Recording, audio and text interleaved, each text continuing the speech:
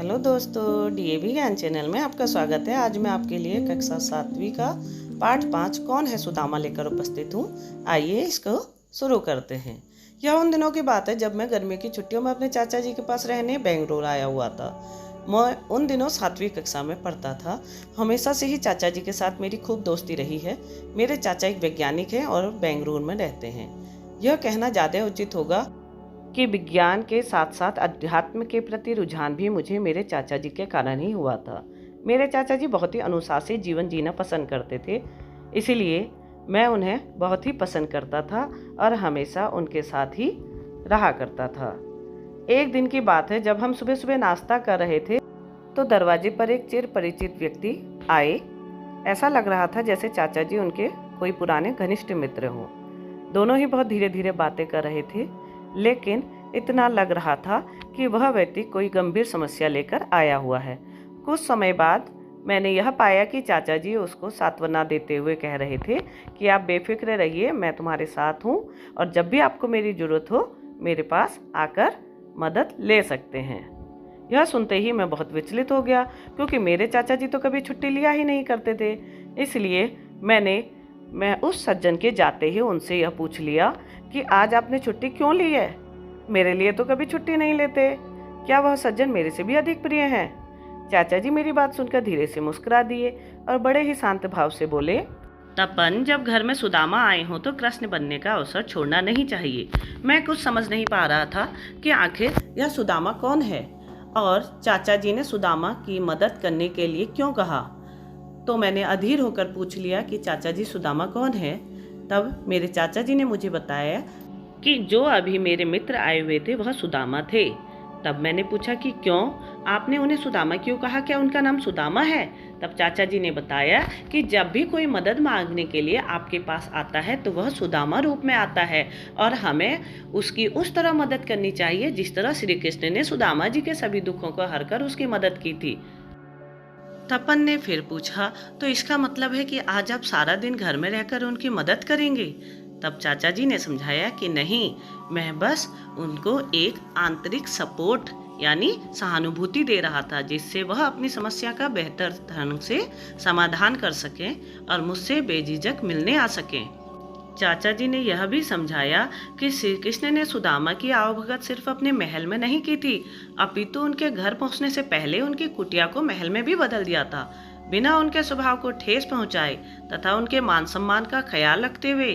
जानते हो उन्होंने ऐसा क्यों किया था? क्योंकि उन्हें अपने मित्र से सच्ची सहानुभूति थी।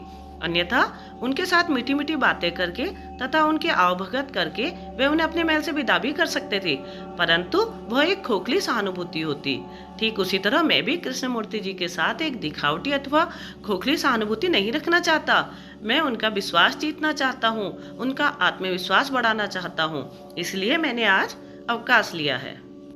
चाचा जी की बात को सुनकर मेरा गुस्सा एकदम शांत हो गया, साथ ही मुझे उन पर बहुत गर्व भी हुआ।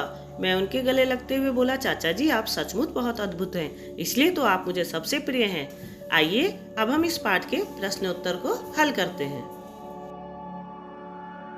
इस कहानी के जीवन मूल्य से हम यह सीखते हैं कि खोखली सहानुभूति का प्रदर्शन न करके हमें सबसे सच्ची सहानुभूति रखनी चाहिए और जो भी हमारे पास मदद मांगने के लिए आए उसकी हर संभव सहायता करनी चाहिए। आइए पहला प्रश्न देखते हैं।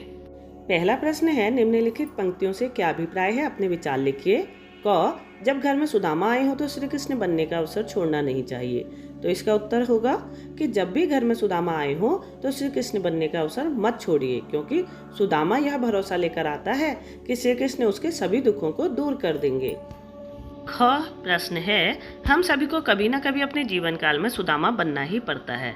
इसका अर्थ यह होगा कि हम सभी को कभी न कभी अपने जीवन काल में सुदामा बनना ही पड़ता है, क्योंकि हम सब पर भी कभी न कभी कोई परेशानी आ सकती है और तब हम भी सुदामा की तरह मदद मांगने अपने मित्र के पास जा सकते हैं। प्रश्न 2, आपके विचार से इस पाठ के अनुसार कौन है सुदामा? सही विकल्प दीजिए। जो भी दरिद्र हो, जो भी ब्राह्मण कुल का हो अथवा गुरुकुल में पढ़ता हो, वह व्यक्ति जो किसी कष्ट में हो तथा किसी समस्या से जूझ रहा हो, या जिसका नाम सुदामा हो। तो यहाँ पर तीसरा ऑप्शन सही हो जाएगा कि वह व्यक्ति जो किसी कष्ट में हो तथा किसी समस्या से जूझ रहा हो। आइए अब अगला प्रश्न देखते हैं। आज के समाज में सच्ची सहानुभूति की क्या भूमिका होनी चाहिए? अपने अध्यापक से चर्चा करके प्राप्त जानकारी पर एक लेख लिखिए। तो इसका उत्तर हो जाएगा, आज के समाज में सच्ची सहानुभूति इस तरह की होनी चाहिए कि हम दिखावा न करें, दूसरों की मदद दिल से करें। जब भी कोई हमसे मदद मांगने आए तो उसको झूठी सांत्वना ना दें। प्रश्न 3 में एक पैराग्राफ दिया गया है जिसमें उससे संबंधित प्रश्न उत्तर भी दिए गए हैं। हमें इस पैराग्राफ को पढ़कर प्रश्नों के उत्तर को देना है और सही विकल्प का चयन भी करना है। आइए देखते हैं। पहला प्रश्न है, क्या आपको लगता है बगीचे में एकत्रित सभी लोगों को शिवांश से सहानुभूति थी? तो इसका उत्तर होगा नहीं। विकल्प चुनने का क्या कारण है? नहीं, बगीचे में एकत्रित सभी लोगों को शिवांश से सहानुभूति नहीं थी, क्योंकि अगर उनको उससे सहानुभूति होती तो वह उसको डॉक्टर को दिखाते और उसकी मदद करते। क्या यह कहना ज्यादा उचित होगा कि वहां उपस्थित सभी लोग खोखली सहानुभूति का प्रदर्शन कर रहे थे? तो इसका उत्तर होगा हाँ। तीसरा, क्या उस लड़के को शिवांश को तकलीफ में देखकर उससे सच्ची सहानुभूति हुई? तो इसका उत्तर भी हाँ है।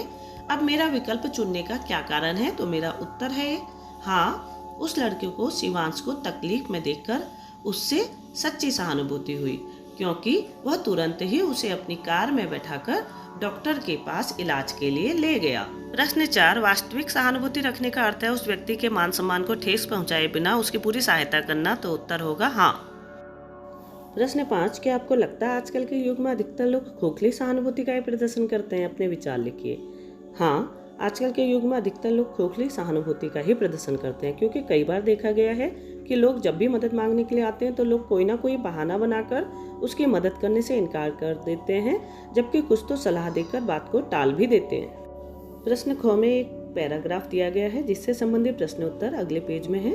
तो आइए अब हम इन प्रश्नों को भी हल करते हैं। पहला प्रश्न है, शिवादित्य के चाचा चाची ने पैसे देकर उसकी सहायता की, साथ ही उसे यह भी कहा कि उसे तुरंत पैसे लौटाने की चिंता नहीं करनी चाहिए।